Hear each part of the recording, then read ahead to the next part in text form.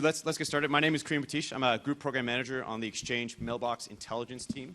I work with many of the folks here on the panel, and I'll let them get started. I feel like I just did this. So I'm Ross Smith, for those that don't know me. Greg Thiel, I'm a PM architect on Exchange High Availability Site Resilience. Tell them what your real name is. No. We might need to separate you two. Hi, my name is Matt Gossage. I'm PM lead for Exchange Storage and High Availability, and I am the holder of the hard drives. So O365 buys hundreds of thousands of these drives every year. So when we ask a hard drive manufacturer, can we evaluate some? They start chucking them at us, and we don't have to pay for them for the evals. So I have 2 disks that they gave to me, and I'm not telling them I'm giving them to you. So everyone, please, keep this a secret. They gave me 3 drives. The 3rd drive is actually back in Redmond in the data center, getting the tar beat out of it by jet stress to make sure that these are going to be good for our data center.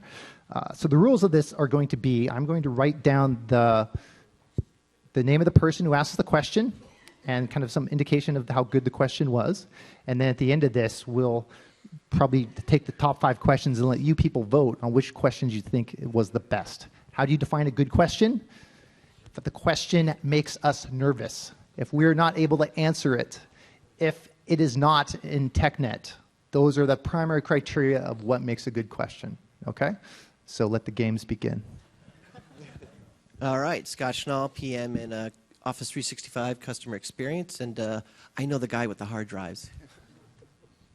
Tim McMichael. I work in Exchange Escalation Support as a support escalation engineer in Charlotte.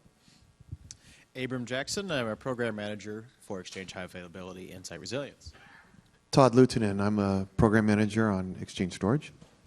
Hi, I'm Lynn Chen. I'm a program manager for Exchange Storage and Workload Management.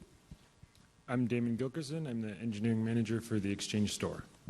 We put the tallest guy here on the shortest chair. You can still see him, so it's fine. All right, so if you show your hands, one of the gentlemen here will hand you a microphone, and if not, I'll hand you mine to get started. So does anyone have a question to start? I'm going to go for the guy in the front first. Oh, yeah, and yet your first name and... I'm Casey. Long-time listener, first-time caller.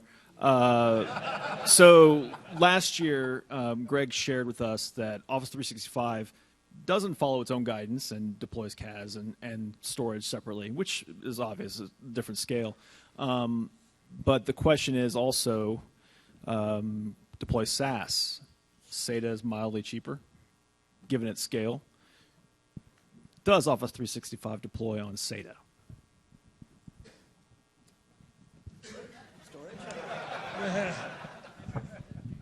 Looking at you, Storage.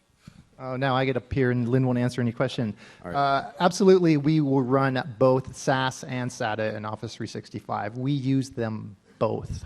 They are close enough both in terms of performance and reliability. We don't have a huge preference between the two. SAS is a little bit faster, seems to be a little bit more reliable. SATA is a little bit less expensive. The differences between all of those are close enough that we don't really care. So we run both. For customers, we generally recommend SAS because they are more performant and more reliable, and the cost delta is not that bad. Thank you. All right, next question. There was someone in the middle here who no longer wants to... Oh, yes, sir. These drives are SAS, by the way. And on eBay right now, they're going for $600 each. So you can go take them, sell them on eBay, and buy yourself a Surface. We good. There should be a mic getting passed down.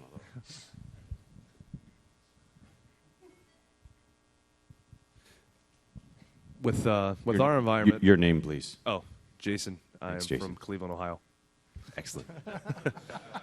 We have an environment of about 10,000 users. We're Exchange 2010, and since we've brought our environment online about 2.5 years ago, we've had some issues with virtualization and our SAN.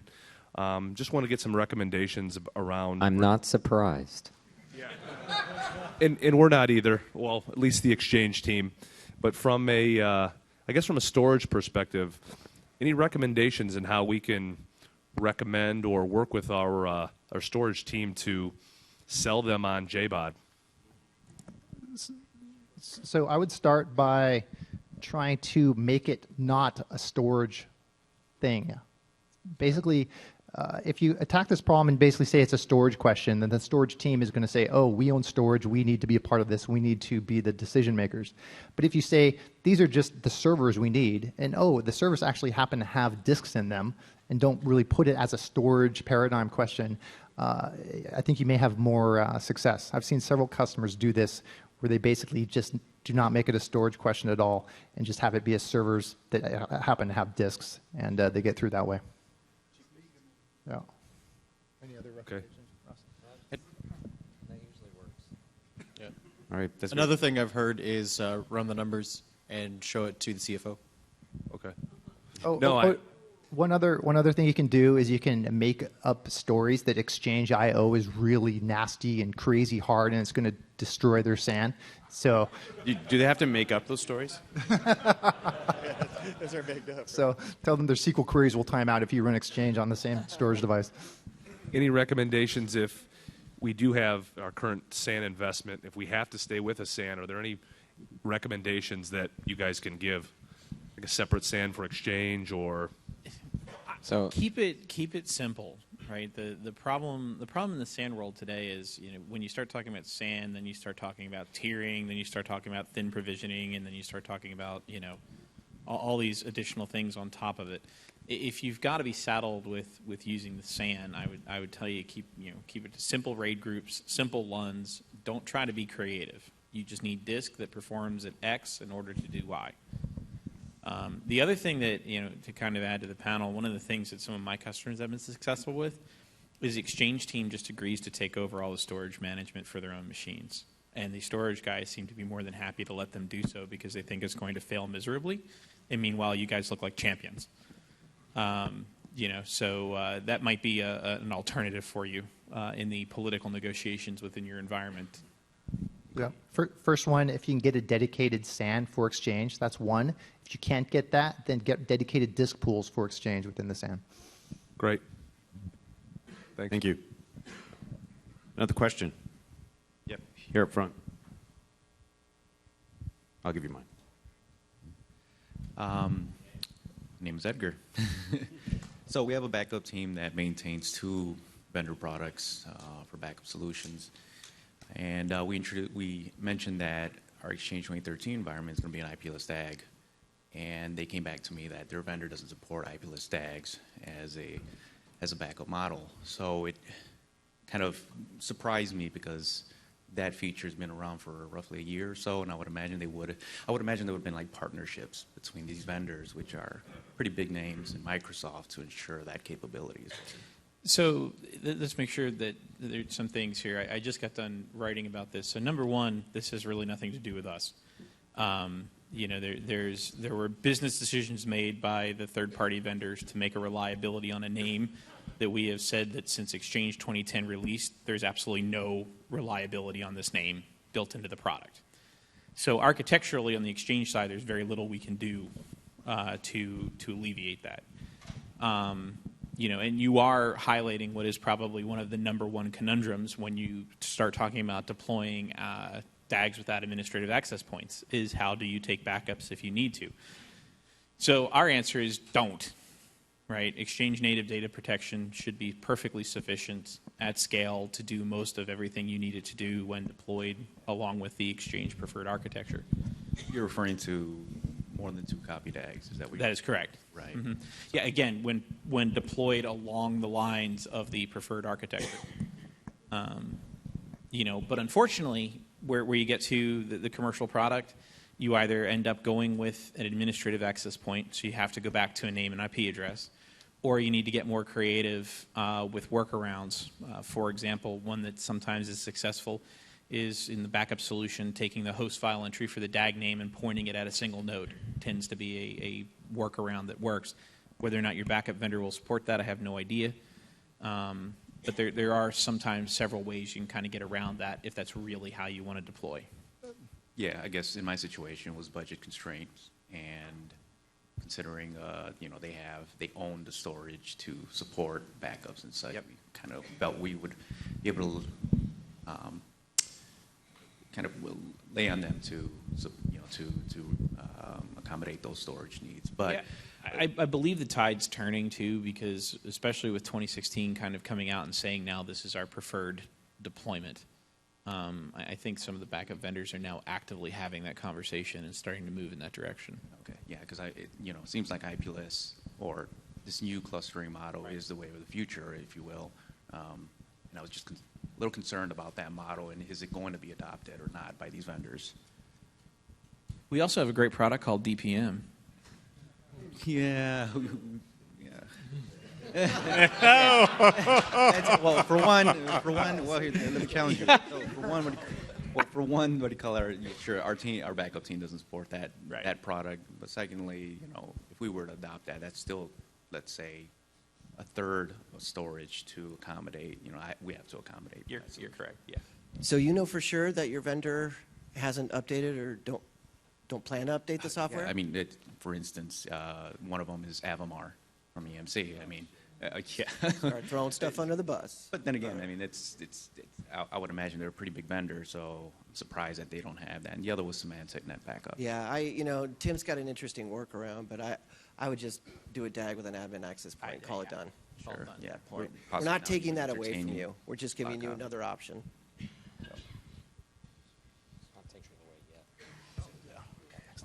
All right, next question. I'm not going to ask the guy in the yellow shirt because of what he did in the last session. You can go next. So, name, please. I can pick on somebody else. Your name, please. Alan.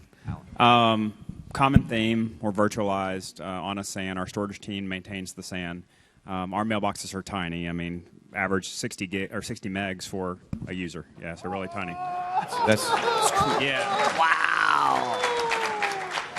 Wow, we should give you the disc so you can. I know. yeah. Yeah.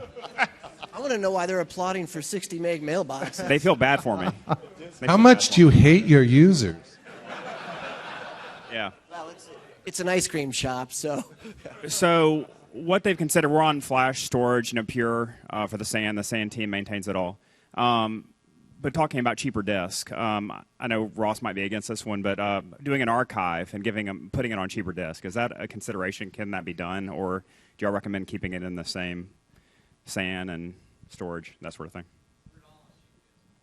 Yes. Thank you. Put it all on cheap disk. Who said that? Yeah, they just worry about availability and that sort of thing, and again, it's totally their control. So that was one recommendation I had, but I don't know if that's even possible. How many copies of the data do you have on the SAN? 4 total. So two in production, 2 in DR. If your primary mailboxes are only 60 megs, why do you have archives? We don't today. We don't. They have lots of PSTs. Yeah, we're an absolute huge amount of PST hell. Well, we got a fix for that. Yeah, and we're financial too, so Office 365 is not a consideration at this point. So, recommendations around that. I mean, I know, the best one is cheap disk, but yeah, you could always start installing local disks and creating your archives there. I think the problem, for me, from thinking from the support standpoint, is now you're intermixing 2 different kinds of technologies. From just a complexity standpoint, a support standpoint, you'd probably be better off just keeping everything together for the sake of managing it at this point. So the primary reason why I don't recommend having archive mailboxes separated from the primary mailboxes, because then you get into different availability requirements. You might have less copies of the archive because you put that on this cheaper storage platform than you do with the primary mailbox. But what are the users depending on? They're depending on their archive because they probably receive more than 60 megabytes of data in a day. So they're always constantly using that. So that's why there's the recommendation to have them tied together so that you can have the same availability and resiliency requirements. And the archive is not designed for, archive your mail after one day, right? The user experience is not quite as good against the archive as it is against primary mailboxes. So we recommend to have 2 years worth of a primary mailbox storage, not 60 meg. So I would push hard to get the primary mailbox size up and try to push your storage guys to deploy lower cost, high capacity disks in the SAN and get the sizes increased. Great, thanks, guys. Actually, if you got the archive on cheap disks and you didn't tell anybody that you moved their primary mailbox to the cheap disks as well as the archive, you could maybe get that done. All right, next question. Thank you. Okay, so the goal was You to have make... your name. Oh, yeah, Bart, sorry. Bart, thank you. Yeah. Now we know. The guy with we the have your yellow email shirt, address you know. too, right? I sure hope so. All right. So the goal was to make you guys uncomfortable, so I have a very cool question for you. Have you ever had a customer, also to be quite clear, I also implemented the preferred architecture with several copies. Have you ever had a customer who had the preferred architecture deployed and still suffered data loss? I do not know of any. I do not, and that kind of escalation would come up to us. I have not gotten any. Tim? It's never been, it's never been product related.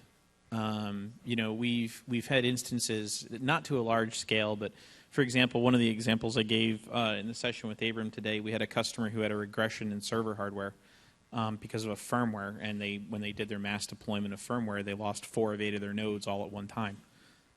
So there again, it had nothing to do with product or with data loss. I mean, redundancy kicked in and took care of it, but there have been instances where there have been multiple hardware failures and things along that nature.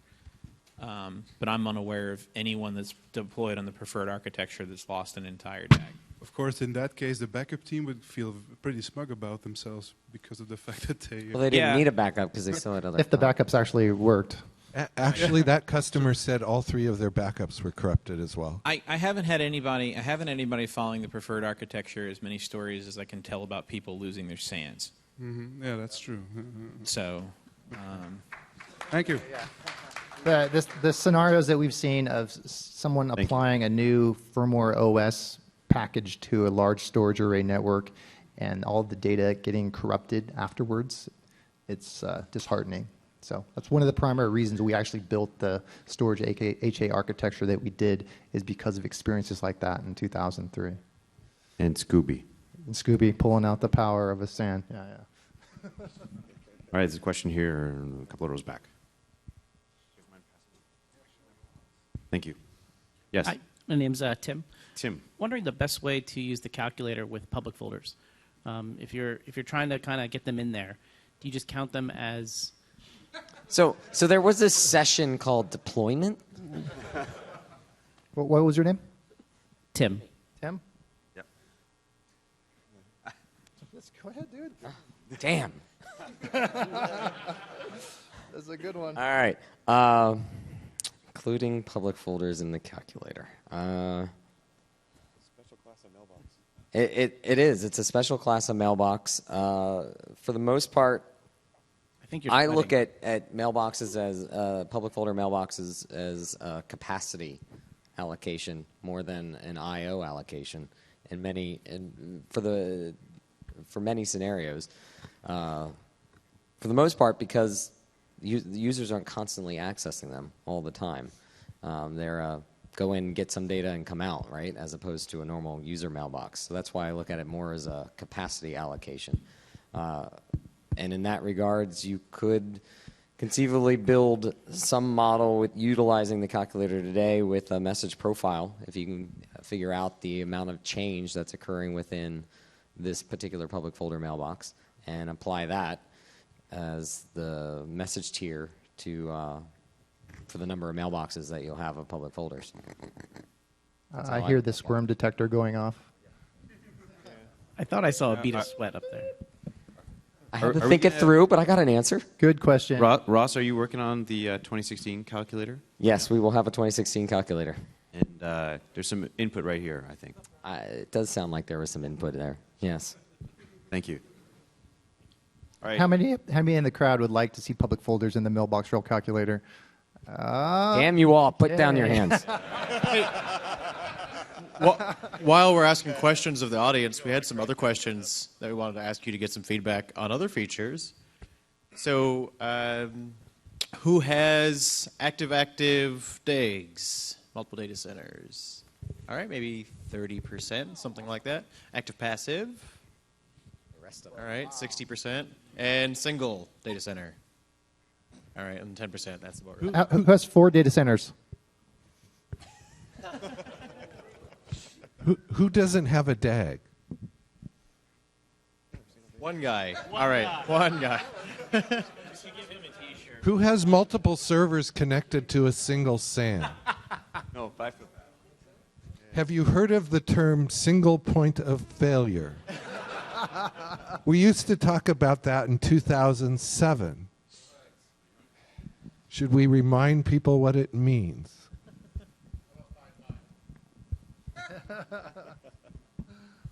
Who's using unbounded namespaces? Who's using bounded namespaces? How many people validate their site? Well, first of all, how many have site resilient solutions? All right. Keep your hands up if you've ever tested it. Greg, you can't earn a hard drive, no matter how many questions you ask. You're not getting a hard drive. So for the people that put their hands down, I have an observation about Tim and Abraham's presentation. The Azure Witness will actually make it easier for you to do validation without having an outage. Plan validation without having an outage. Go think about how you can do that, because you're not failing the DAG as part of doing the failover. So you can look at, we said it gives you automatic recovery. There's probably almost a bigger advantage to you to be able to do validation in the service if you're not doing it because you're worried about an outage. You will get a small outage, but it'll be a lot shorter because you're not running restore. The other piece of that is, for all those that were not testing it, they're in the active-passive state. So if they were to move to an active-active model, then they'd be testing the full stack on a consistent daily by minute basis. Yeah, the validation part is really important. So for those people that put their hand down, you should really be thinking about, how do I use Azure and start doing validation? It will materially make your life better on the bad day that's in your future. And I guarantee you it's there. All right. Thanks, Greg. So there was a question in the back. The mic went back there. Hi. Hi. My name's Sean Smith. Hi, Sean. I know Hello there, you Sean on the Smith. panel. So here's my question, comment. So due to the fact that my company decided to build a new data center, I had a very long lead time before I could build out my Exchange 2013, which means I talked to many of you on the panel over the course of 2 years about this build out. And for those in the audience, we are using basically exactly what they told me to use, and it's rock solid, which means I'm not currently having any issues, and I want to know how I can get a hard drive. That was a great question. I don't know how to answer it. All right, thanks. Thank you for the plug. All right, there was a question in front. Run around the other. I'll give you my mic.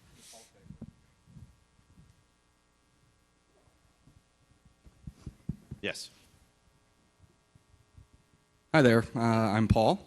A couple of questions.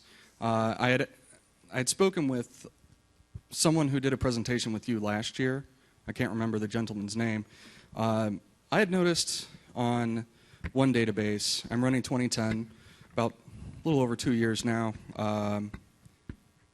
I noticed a 629 ESE warning that occurred on one of my databases, and it would happen a bunch of times over the course of a day, and there were no problems that I could see. So I had asked him, and this was about the time of MEC last year, and he's like, you know, I don't know. I think it might just be cosmetic. So I came back, and one of the things that I found on the internet was lengthen your time for maintenance, lengthen your maintenance window. I did that, didn't help. So I migrated all the mailboxes out, opened the maintenance window to a full weekend. Did not take care of the issue. So I deleted the mailbox database, recreated it, moved the people back, and everything was fine. But I've seen it happen like 3 other times since then on other databases. It doesn't seem to be the hardware. The hardware seems to be fine. But I was just curious as to if this is actually something I should be concerned about whenever I see it. Okay, a couple things. One, you're the guy who won the hard drive last year, so we got to watch out for this guy. I think that's the same question from last No, year. no.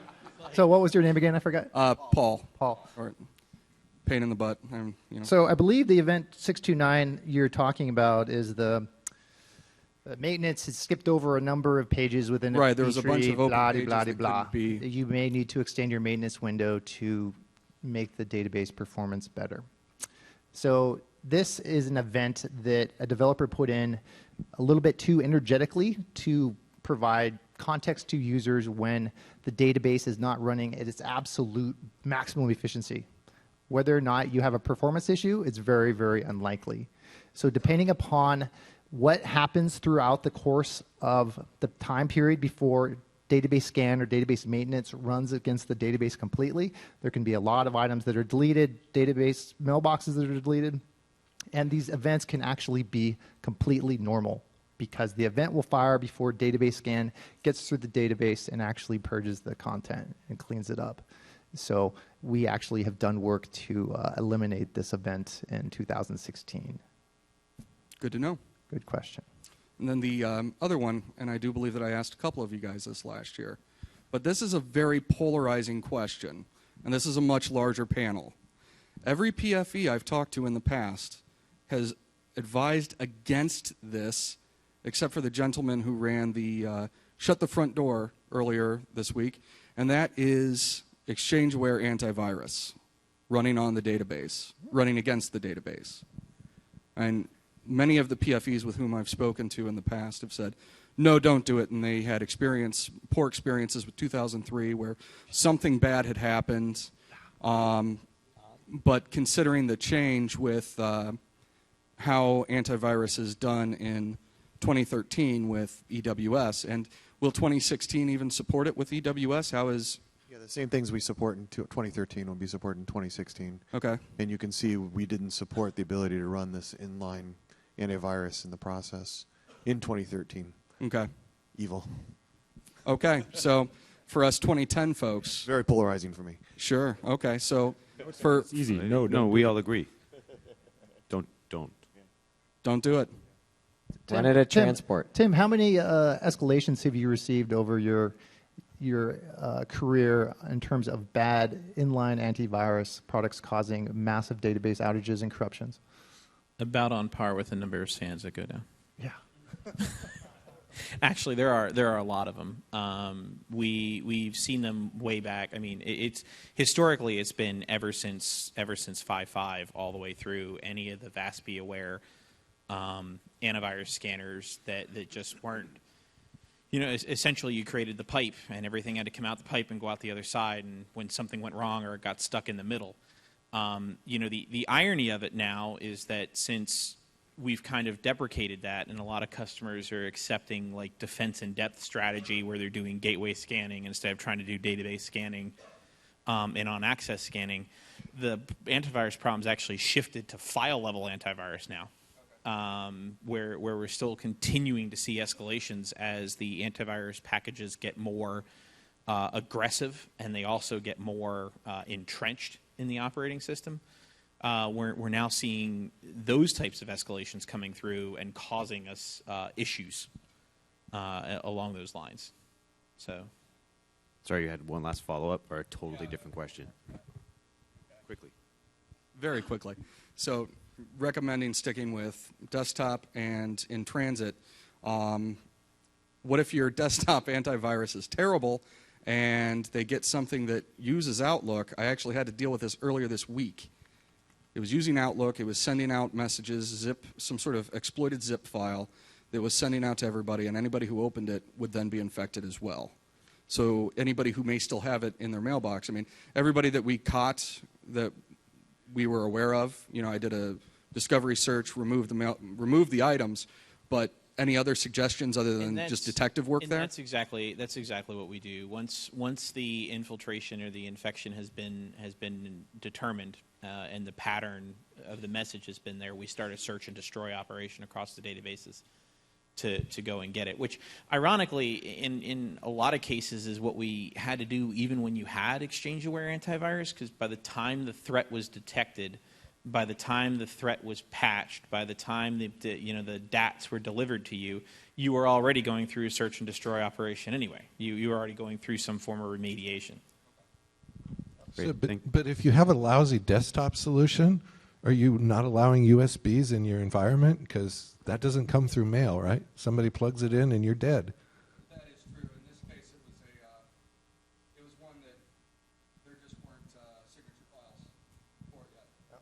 And the transport didn't catch it. Transport scanning. Yeah. Same company. Yeah. Makes sense. All right, we've got a question right here. Thank you very much. Hi, my name's Lynn. We got hit with that one too. It was 3 days, 3 separate variants. Yeah. The delivery payload didn't get caught by AV, but the destructive part of the payload does get caught by AV. So it'll spread, but it can't do anything. So anyway, I have 2 million public folders, and hooray! Sorry, what was your name? Len. Glenn? L-E-N. Oh, Len. So it seemed with the 2013 RTM, where the recommendation was you could only have 10,000. Well, it was a limitation. You could only have 10,000 public folders. That gave me ammo to get off of public folders and to tell my company you can't use this anymore because there's no support for it. Now the product team is increasing the public folder count, and my company is aware of this, and so now they're saying, okay, you lied to us, which isn't the case. It's just the product has morphed over time. So is the Exchange team still trying to deprecate public folders, or is it coming back into full support? So you're like the one customer that actually doesn't like the fact that we improve things? Yeah. Just wanted to make sure that was clear.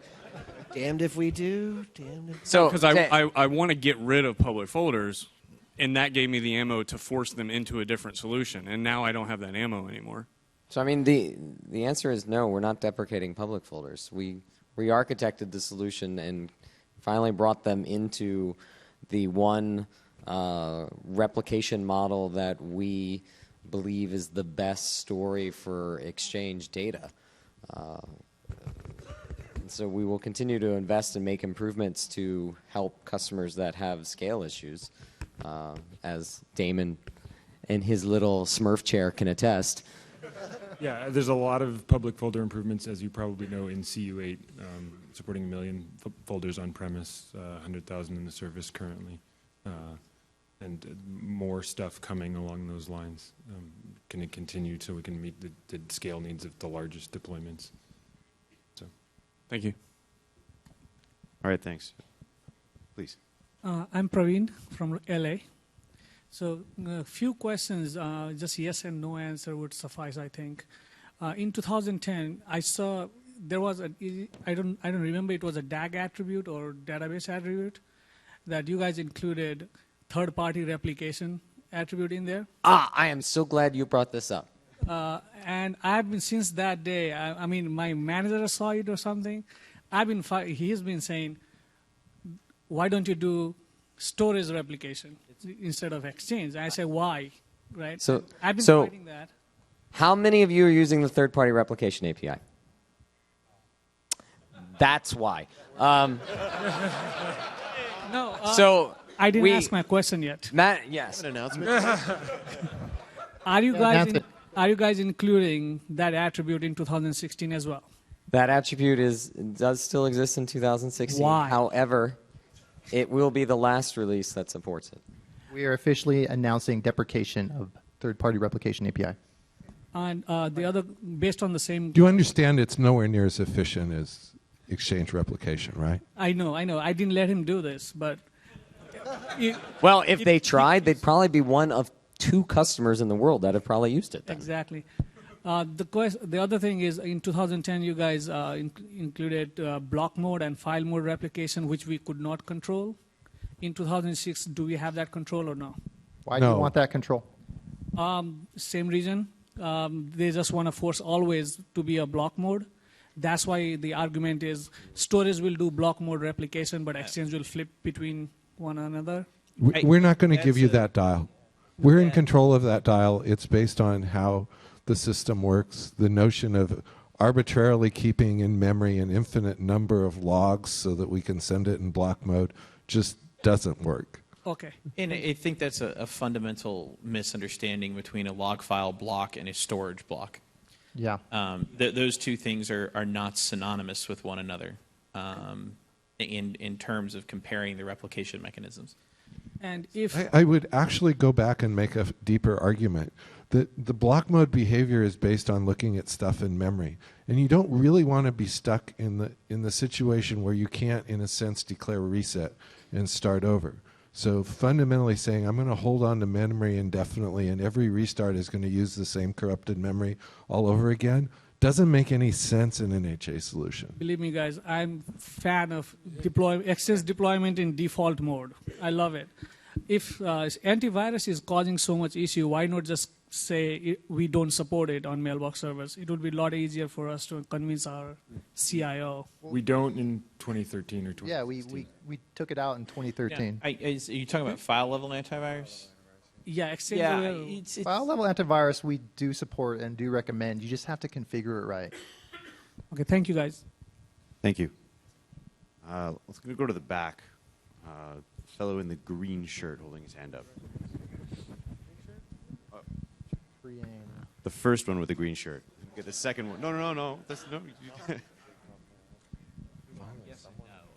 James, my question is more about your opinion on why the end admin community, storage community, doesn't listen to a lot of the recommendations. I know Greg has been talking DAS in 2008, 2009, went to JBOD in 2012, and that's been the preaching of Microsoft for quite a long time. But throughout the entire week here, the last MEC, the one before that, so many people are resistant to do it. But yet you have almost 1 million or 500,000 servers doing it with somewhat reliable service, I would assume. Somewhat. So my question is more or less is why do you think that the community is so much against what you're trying to do when it's actually worked very well? And I, as this gentleman here, have run blob or JBOD storage for quite a while. No problem. I mean, As before that.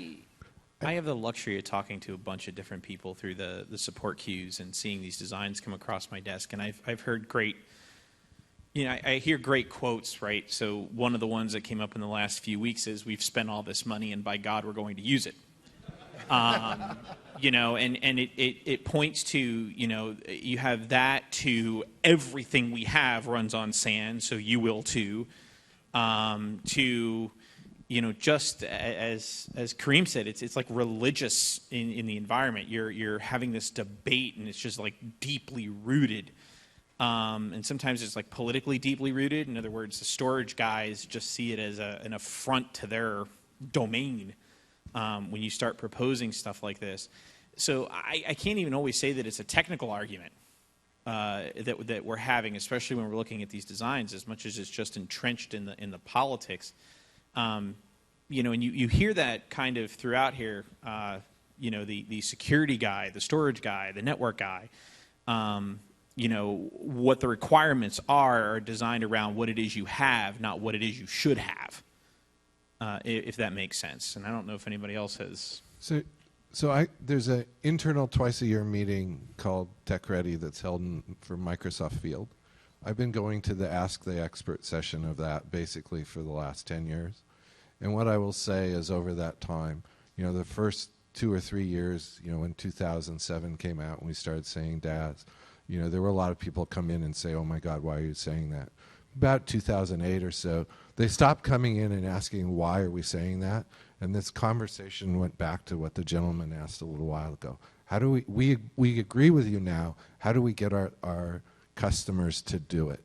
And what I heard on the floor today, and I think a bunch of other people in the booth would say, is I get an awful lot of customers that come up and say, "I know the right thing is to do is DAS, but I can't get it done." And so my impression over the last 10 years of this transition is that's the issue.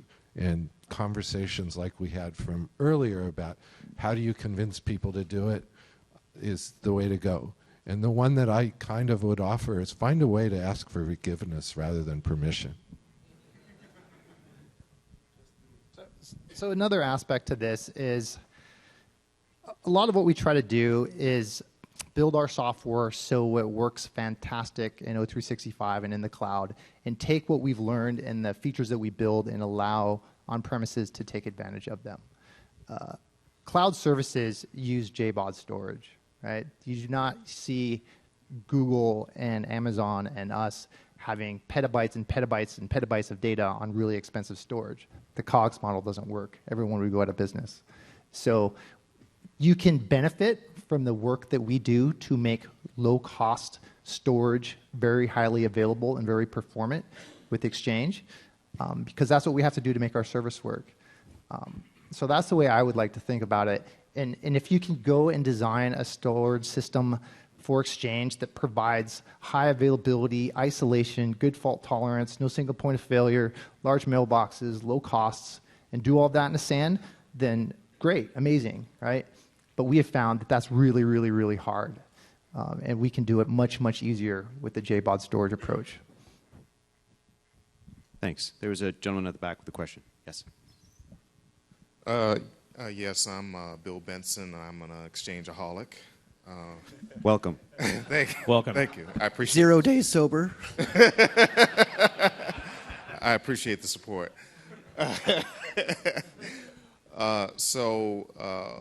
This seems like a harmless change, but I've never done it before. We have a DAG stretching across 2 sites, one in Atlanta, one in here in Chicago. And the thought is about maybe adding a second DAG. And I was just wondering, should that be more or less a harmless, straightforward change? Has there ever been any problems with doing that, like months after going into production? No. Go for it. You're good. They won't even interfere with each other. Thank you. All right. I got a question over here. Tejas Shah. I work for a financial bank. Sorry, what was your name? Tejas Shah. So I understand the logic why you guys disable the single instancing IOPS chain saving or disks. It's cheaper. JBOD is something you guys should adopt. And as you guys can hear, there are many companies getting resistance from storage team. Now, we are also promoting the stubbing, like remove the stubbing. I heard a couple of sessions where those comments were made openly, no more stubbing. I was one of those people who said that. And I'm a big fan of you, Ross, for years. Thank you for all your webcasts and stuff. So, I mean, do you guys have possibility to consider selective single instances? Whoever wants to do it, do it. It will cost you this many extra servers. Because there are companies out where they have big attachment limit, like 100 meg limits. There are companies out, they store data for 10 years, 15 years. So that cost of storage could be higher than maintaining a couple of extra servers. So if you guys can provide, if you want to do single instances, do it, but it will cost you additional resources. So if you looked at the graph of the I/O reductions over the last few releases, one of the big wins there in I/O was removing single instant storage. It's very, very expensive from an I/O perspective. So given Matt's comments about how we're optimizing for the service and running on JBOD, JBOD disks don't get faster, they get bigger. And so single instant storage with the same, it costs us I/O, which we're not getting more of at the.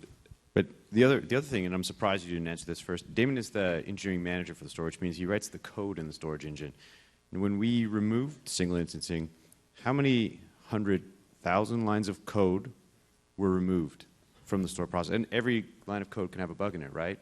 How many 100,000 lines? I don't remember exactly that, but it's 2007 to 2010 with the things that we removed. I think it was 500,000 lines of code? No. 2007, 2010 was running in the store process. We dropped 4 million lines of code. CDO, all that other stuff, XLEDB, all those things going away. think the store code And did anyway. single instancing was a couple 100,000 lines of code. So in addition to any IOPS savings, there's a huge reduction in complexity because that code, what it had to do to figure out if someone was referencing a message somewhere in some mailbox, definitely not in the sent items where there might be BCCs or things like that that you wouldn't want to leak between the two copies, was insane. And so, yes, there was a huge IOPS win. That's how I'd explain it in the marketing slide. Internally, that was terrible, terrible code. Now, we have looked at single instancing again, and I think the question is when we'll think about doing it. Matt always tells me no. When do we want to trade off CPU for these space savings? And again, with disk growing so fast, I don't think we're willing to make that trade-off 8 terabytes. at this point. No, and It's also it's 8 terabytes. it's also 12 terabytes next year, 10 terabytes. It breaks later this year. our principles around isolation, right? It's very nice to have a nice logical isolation within the database for mailboxes, and if one logical isolated space gets corrupted and has issues, it's only impacting that one mailbox, right? If you have single instance storage, then you have multiple mailboxes all pointing to the same message, and everything's intertwined. It's very unsavory architecturally, and for reliability purposes, it's not the right way to do it. 8 terabyte disks. Exchange is the most efficient way to store messages, right? If you don't need to take messages out of Exchange and put them somewhere else to make it more efficient, Exchange is the most efficient. Okay, thank you. One more suggestion to you, Ross. If you are working on calculator, it would be good if you include the BitLocker. Even though it's single-digit processing, I think it should be factored in the calculator. If you are using BitLocker, it will cost you this much overhead. Sure, it's like a 2% CPU hit, but you're absolutely right. We'll factor it into the calculator. Thank you. Thank you. Actually, it's already factored in. There you go. Because all of our CPU messaging, all of our CPU, what's the term? Megacycle, our megacycle per mailbox, all that guidance was done based on production deployments, which had BitLocker. All right, good question over here. Eckhart from Switzerland. Your name, please. Eckhart. Oh, Eckhart, sorry. It's my name, yeah. I'm very sorry. Thank you. And also welcome. Not so common. We in Switzerland, we have many customers who think and ask about to migrate or move modern public folder to Exchange Online. Will you support this in 2013 in any version? Yes, I'm Kanika Ramji. I am the expert on the lowest chair in the room. And I'm program manager on public folders. So your question is, so sorry. Will you ever support move public folder in version 2013 to Exchange Online? That is in the roadmap for the next year, so it is coming. Over the next year. Thank you. All right, I haven't taken a question from the other side for a while. I'm going to go all the way around over there. Come back. Hands up, Gary. Hi. Hi there, my name is Philip. I have the same daily fight other guys have about, proving that Exchange works better on JBoard. And could we produce a tool, like a best practice tool that would work, that would show other admins that here's what Microsoft recommends, JBoard storage, not SAN storage, and all the other bits and pieces? Well, that's our guidance. And But we it's have already to- documented, and JetStress is the tool to validate it and prove it. But SAN admins are not going to go and look at all those tools. So if we could just give them a page and then we'd win this fight, always saying like SAN. There's one page, aka.ms/exchangepA. Okay, thanks. Cheers. Okay. Thank you. All right, another question. Broke the criteria. Sir? I almost dread to do this. Y'all got such a sense of humor. talking about the teams and so forth, you're looking at 30% of the team from my firm. You name it, and that's what it is. We have the most dreaded thing I'll tell you about, and it's a 2010 single instance. What I want to do is to move that to having the recommended deployment where you have multiple instances, except our shop is basically 24 hours a day. How would be the best way to accomplish that without any downtime? You don't have downtime. All you'll need to do is just spit up a DAG, move your mailboxes, and then decommission your standalone server. Standalone server is going to have to be the DAG. It's only one that big. It can be. We use incremental deployment, so you actually configure the DAG after you have installed Exchange. Okay. Which version of Exchange are you running? 210. Yeah, you can add a server and go from a database that's a single copy into a database that has multiple copies. Okay. And in fact, you can add the second copy to the copy that's already there, so it isn't a downtime at all, right? You put a second server there, you add copies on the second server. It won't be an optimal layout by any stretch of the imagination, but that will start you down the path to what you're asking for. Well, good. And we have, what's going to sound like terribly small compared to some of the guys here, we only have 150 users. But these users average somewhere around 50 gigabytes database. And they intend to have that mail stored from now till hell freezes over. I'm with them. So that's why I said that I got to move all that with no downtime. Yeah, understand, adding a second server to a server that's up and running 2010, is not dismounting a database. You just add a second server, create a DAG object, add the two servers to the DAG, and then add second copies of the databases you already have. In the best deployment, 3, I don't remember that being said as you need 4. An odd number. I mean, the second, third, and fourth servers are all the same. You just add one and you can add the copies. Most of the people in the room, they're creating DAGs with empty copies, but there's absolutely nothing about the Exchange 2010 that prevents you from adding a copy 2 years after the database is created. Fine, thank you. I think the only caveat I'll throw in there is, do you do backups today? Yeah, one of the things, when you decide to extend to another copy, I have a blog post on how to do that. Because if you're coming from a single copy and you do backups today, after you replicate the database, the copy status will very often show failed, even though there's really not a failure. And I've published the workaround online on how to get around that. So although you can do it at any time you want, sometimes it fails when you're coming from standalone to multiple copies. So we can get that to you. All right, thanks. Thank you. In front here. My name's Alan. And after the last session, I think I got your feeling on virtualization of Exchange.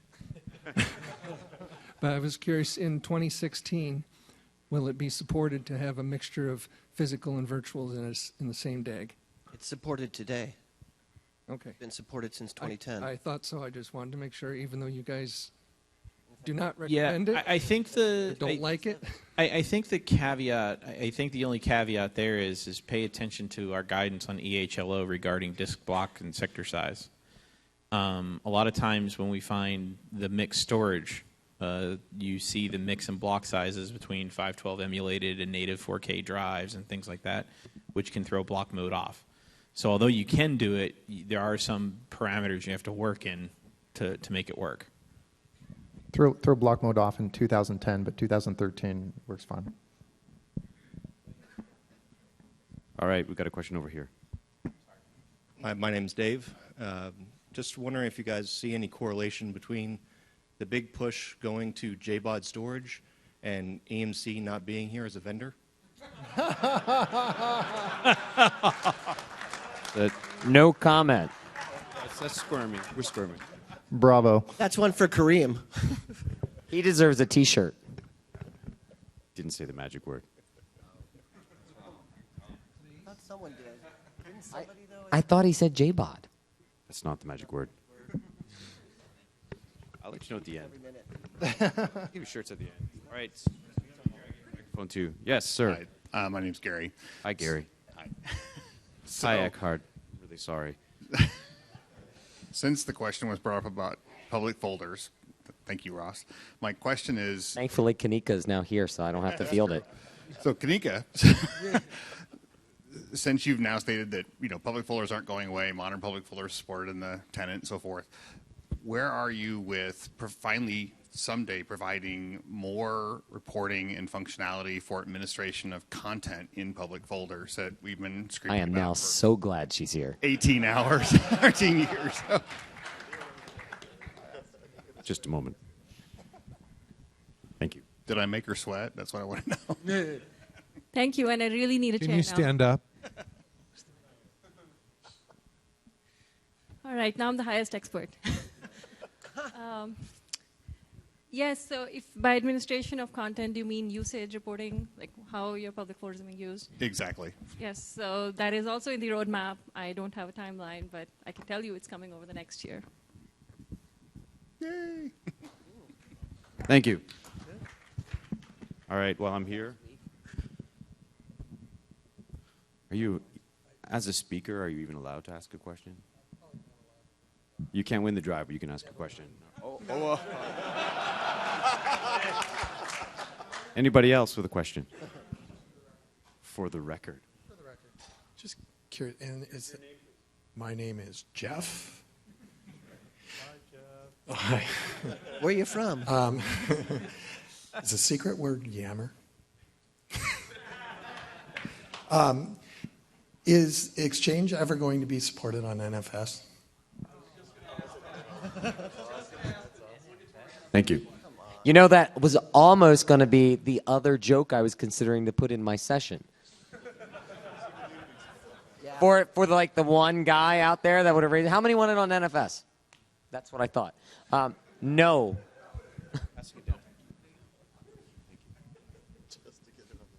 Thank you. All right, sir. My name is John. I think it was in Tim McMichael's session yesterday. He mentioned that with Windows Server 10, that you'll be able to combine Windows Server 10 and 2012 R2 in the same failover cluster. Do you guys have it on your roadmap to extend that to Exchange 2016 in a CU, or maybe Exchange Server V Next if that actually will exist? Anyone want to take this one? I'll take it if no one else does. So in the next version of Windows, Windows 10, they're allowing you to do rolling upgrades within the cluster. So if you have 2008 or 2012 R2, you have to basically bring a server down, flatten it completely, rebuild it as Windows 10, add it to the cluster, do a forklift install on Exchange, and then move databases back to it. So they're supporting that scenario from a Windows perspective. We are also trying to support that scenario from an Exchange perspective, and we're doing the testing on it. There's two aspects that are tricky with it. First is the cluster piece, which the Windows team owns, and so we expect that to work. The second piece is when you move databases between major OS versions, there is a potential to have an index rebuild due to locale changes. So the ESC database uses the locale information built into the operating system to create indexes within the database. If those locales change and the database has locales, the index has indexes built with those locales, then we have to rebuild them. And that rebuild can be very, very, very expensive. So in practical terms, it means sort orders change. Correct. If Sort orders change. They would be different between copies of the databases, which would probably be really bad for users. Right. So we are doing that testing, and we are considering doing a feature to make that better as well on the store side. But at this point, the statement we'd like to make is we would like to support it. We're doing the testing to validate it, and we will provide guidance on it when we're ready. Threshold has been pushed out not to release till next year, so we still have a lot of time to get this right. Thank you. Thank you. Would you mind passing your microphone back to the insistent fellow a couple of rows back? Thank you. He must have another question for Kanika. No, this is probably a good question. Oh, wait a sec. Sorry, was the question, do we have plans to support 2016 and 2013 within the same DAG? The answer is no. No. Hey, my name's Andrew. Quick question. So In Office 365, have you guys made a hard fork between 2013 and 2016 code bases, or is the freeze for 2013 something you've clearly done for on-premises customers? I mean, is there a reason that had to be separated into separate products? So, as Kareem talked about in his introducing 2016, the way we're developing features is we're iterating on them through the service, and we're making changes based on what we learn, and then we're packaging those things into the on-premise release. Some of those things make it back into a CU. Some of them make them back into a CU. Some of them are coming in 2016, where it's more appropriate for that feature to come with a larger release. It may take some more planning to deploy, things like that. But yes, we have made a hard split in a code fork, beginning with CU8 and later for 2013. That's a different code base than where we're developing for Office 365 and what will ship as Exchange 2016. Which is one of the reasons why with CU8 and CU9, there are no actual Active Directory schema changes in the 2013 branch. Doesn't mean we won't ship another Active Directory schema change in 2013. But that is one of the reasons, because those sorts of changes we're now reserving for 2016 unless we see a specific reason to backport something. Thanks. All right, take a question in the back here. Hey, my name's Joe. Just wanted to see what the guidance was on using mount points as opposed to volume letter assignments. I know you need mount points for auto reseed. Sorry, over here. But just other disadvantages, advantages, and that kind of stuff. I think mount points are a fantastic idea. Managing drive letters, quite frankly, it doesn't scale. That's where mount points come in. I think the biggest issue I run into with mount points yet today is integration with things like file-level antivirus and your file-level antivirus exclusions. Mount points get kind of created. Mount points get treated as like a special class in the sense that when you read the antivirus definition exceptions, we say you need to exclude the folder path. And a lot of the antivirus, when you go in and say, I want to exclude /mount point, it ignores it because /mount point's not a folder, it's a volume. So you actually have to craft your exclusions very specifically using, for example, the volume GUIDs themselves. So that's one of the things that constantly comes up there. But most everything these days supports it very well. Exchange does extremely well with it. And if you're going that far, you might as well jump into the auto reseed thing too. There's absolutely no reason not to.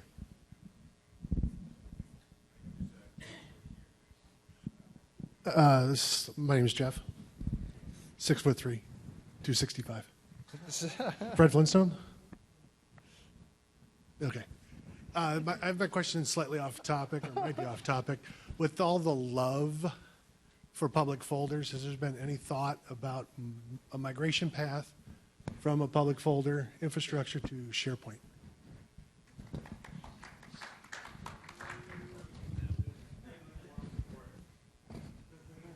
I mean, for everybody who wants to get off of it, that would be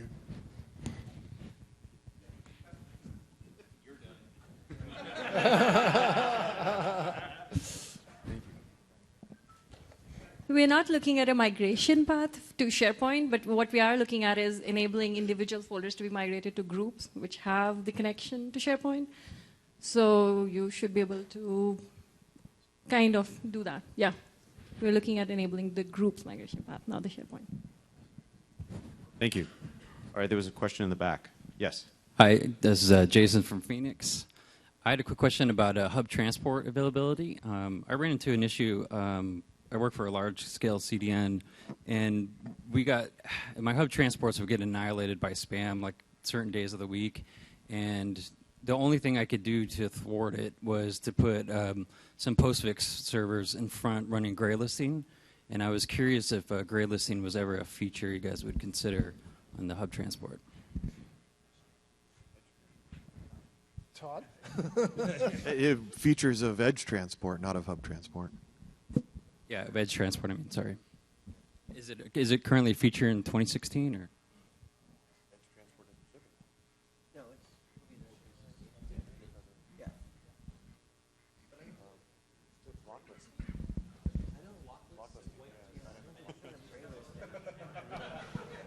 Hang on, we'll get Nobody right. here is a transport person.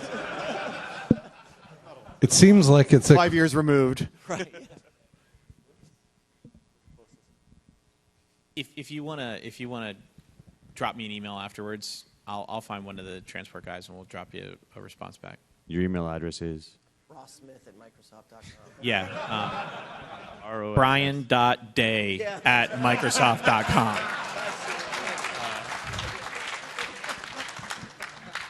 All right. Because it's convoluted, just stop up and see me and I'll give it to you.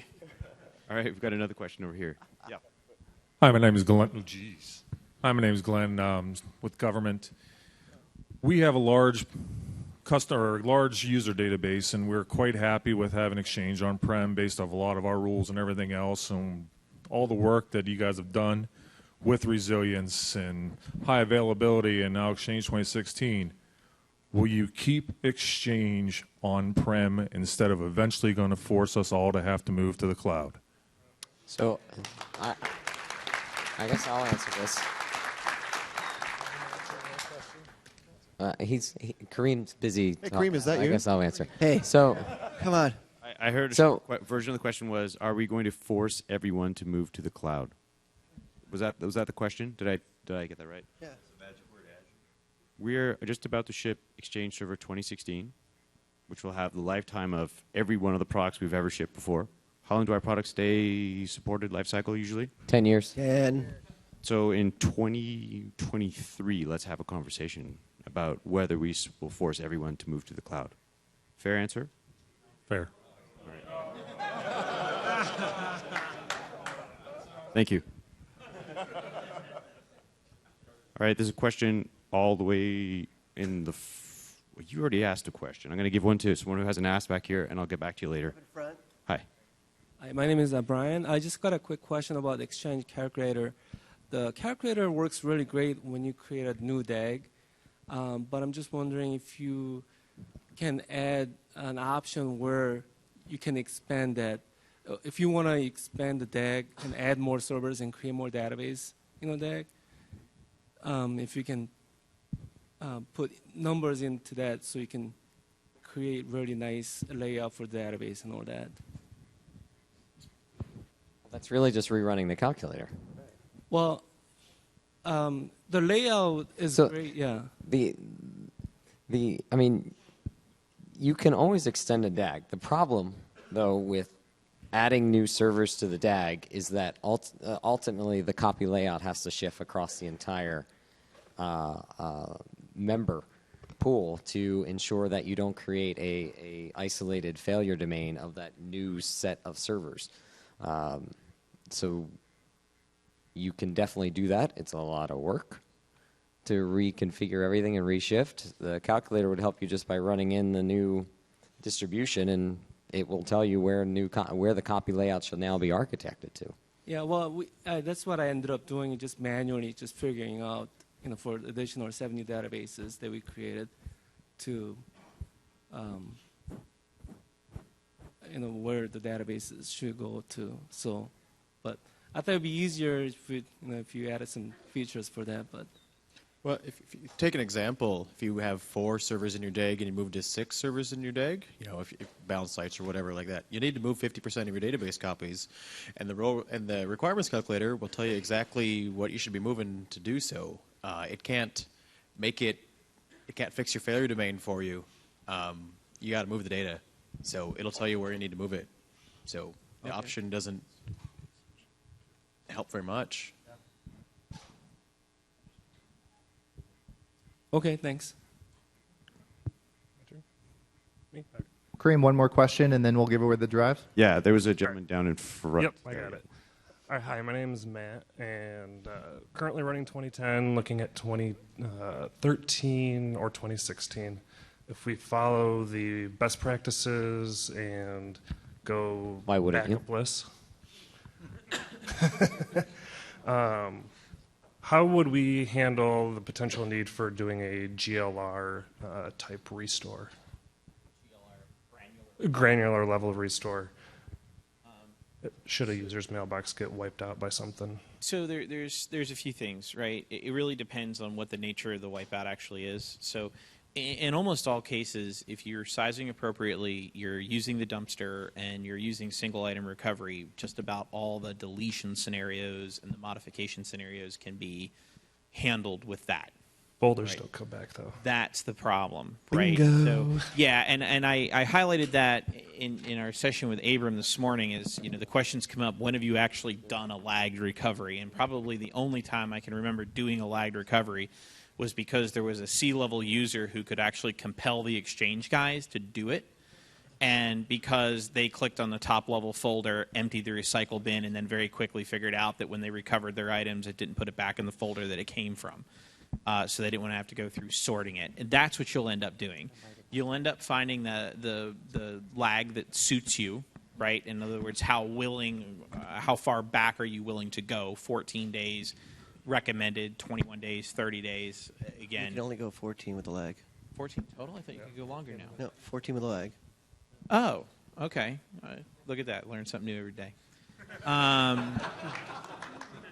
But you could have multiple lags. You could Yeah. have one at 4, one at 7, Right. one at 14.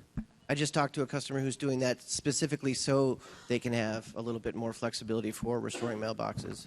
But that's what you're going to end up doing. You're going to end up familiarizing yourself with that process, which honestly, when done right and when it's something that you're familiar with and tested, works well better than trying to restore to a recovery mailbox database from backup and truncate logs and all that other good stuff. So it works very well. Thank you. I am curious, how many, because we have Kareem here. We've got right? 3 minutes, though. He is a major decision maker in the product. So how many people would like folders to be preserved during recovery?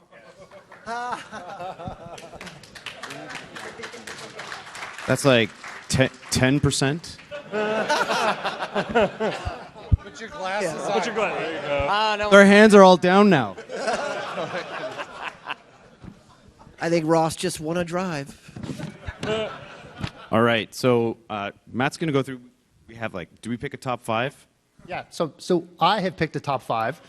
Since they're my drives, I get to pick. Sorry. So I'm going to provide the top 5, and what we're going to do is I would like your help to help choose the top 2. So I'm going to say the name. I'm going to hopefully identify the person in the crowd if I still remember and the topic that they talked about. And please stand up when he calls you out so we know who you are. And if you guys and gals can clap as a measure of how good you think the question was or how much we squirmed, then that will help us give the right drive to the right person. So the first one is Alan, who I just feel bad for because his users have 60 megabyte mailboxes.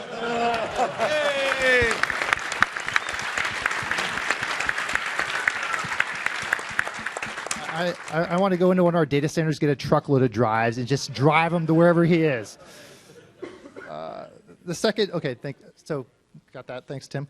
Alan. Next one is Tim, and he asked the question of when are we going to see PF mailboxes in the mailbox roll calculator? Good. All right, and the next one is Paul. And reminder, he did win a drive last year, so that may color your clapping. But he asked the questions around B-Tree defrag and antivirus. So, Paul. Pretty good.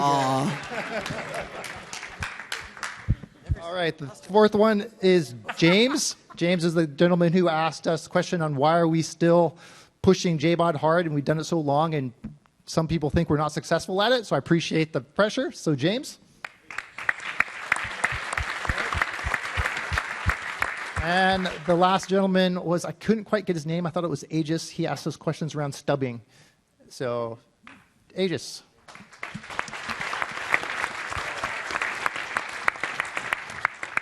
All right, we have winners. The winners are Alan. Congratulations.